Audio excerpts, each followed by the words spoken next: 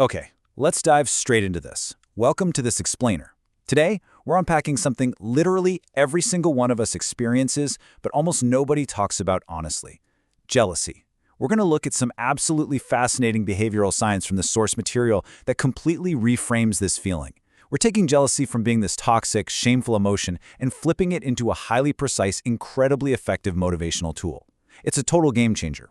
Let's get into it. Right off the bat, I want to put you in a very specific, probably painfully familiar scenario. Picture this. You're sitting on the couch next to a friend. Let's just call him Jordan. It's 11:15 p.m. on a Tuesday. The room is dark, but the glow of his phone is lighting up the ceiling. He's scrolling LinkedIn, minding his own business, when boom, he sees a former colleague just posted about landing a massive new promotion. Instantly, Jordan feels this sharp, visceral pang of irritation. And then, almost a microsecond later, he feels incredibly guilty for being irritated. Sound familiar? We have all felt that guilt. Every piece of self-help advice out there tells you to just acknowledge it and let it go. But what if apologizing for that feeling and trying to let it go is actually the exact wrong move? Now, what's really interesting about this is the massive friction between what we're usually told to do and what the evidence actually proves. So, standard self-help advice says, hey, just be happy for them. Turn that envy into pure admiration. Sounds nice, right? But behavioral science tells a totally different story. It turns out admiration actually reduces our motivation to perform and improve. No way, right? But it's true. When you force yourself to just be happy for someone else, your own motivational drive pretty much vanishes into thin air. To really understand why this happens, we need to get our definitions straight. Behavioral science actually splits envy into two structurally different types. What we actually want to harness here is called benign envy. Basically, benign envy is wanting to rise up to someone else's level. It keeps that emotional gap between you and the other person live and active. This is completely different from malicious envy, that toxic resentment where you just want to drag the other person down. So our goal in this explainer, it's not to magically eliminate your envy. That's impossible. Our goal is to recognize which type is firing in your brain and consciously steer it toward the benign version that actually gets you off the couch and taking action. And the data backs this up in a way that is just wild. Take this number, 269. This comes from a landmark 2011 behavioral study. Researchers gave participants a really difficult, frustrating cognitive task. The people who were primed beforehand to feel benign envy, they spent, on average, 269 seconds grinding away on that hard problem. But the people primed to feel admiration, they threw in the towel after just 213 seconds. That is nearly a full minute less effort on a single task.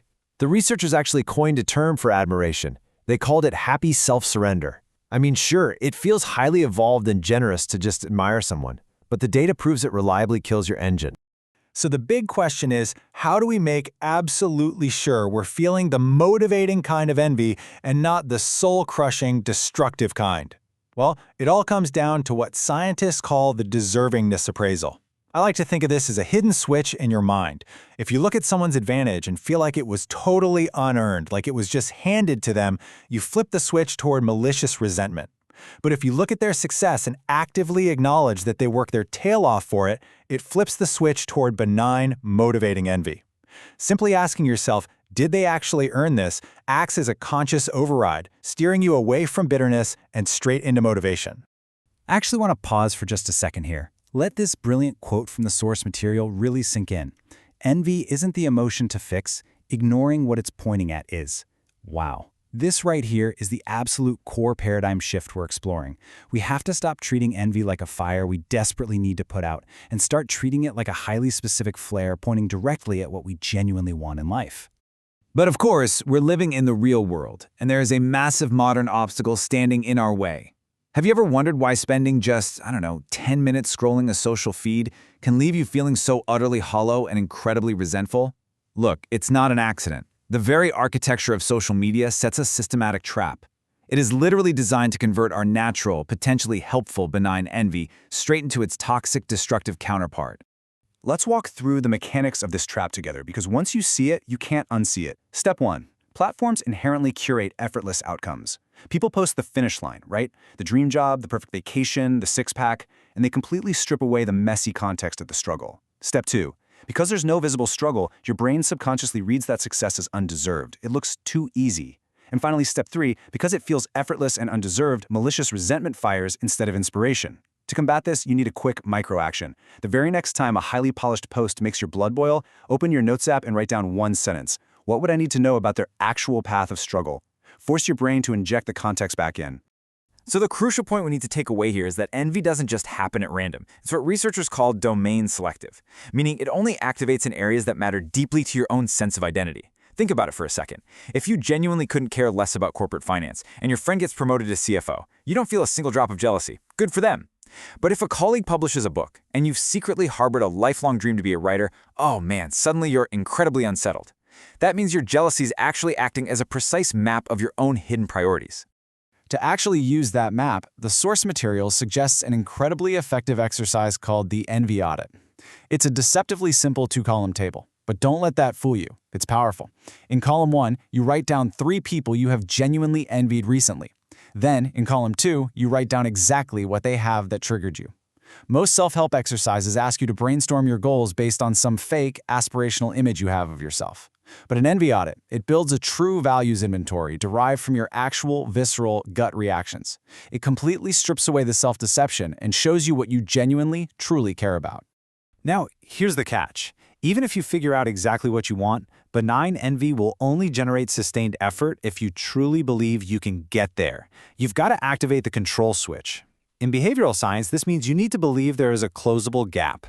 If you look at someone's massive success and your brain says, that is permanently out of my reach, your envy is just going to stall out into total paralysis. You need what they call domain-specific perceived control. Basically, you have to break their massive achievement down into actionable, realistic micro-steps that you believe you can actually pull off. Closability is the fuel. It's the only thing that turns your envy into real-world action. And this brilliantly illustrates how we should be operating on the other side of the equation too.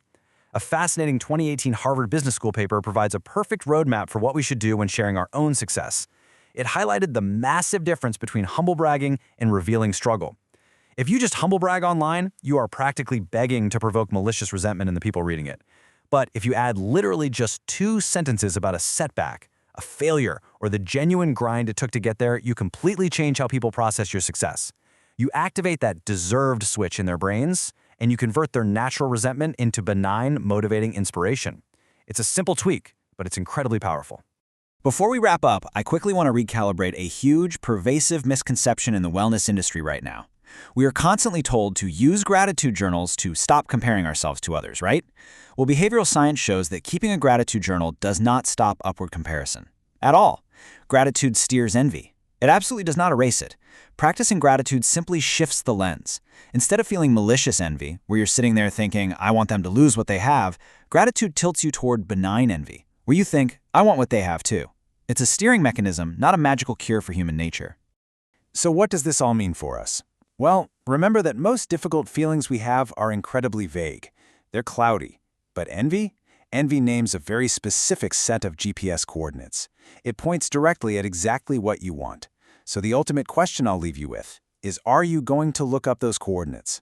It's time we stop apologizing for this feeling. When you process it correctly, the jealousy you've been suppressing and feeling guilty about is literally the most honest, accurate map you own. It's time to actually start reading it. Thanks for exploring this source material with me on This Explainer. I'll see you next time.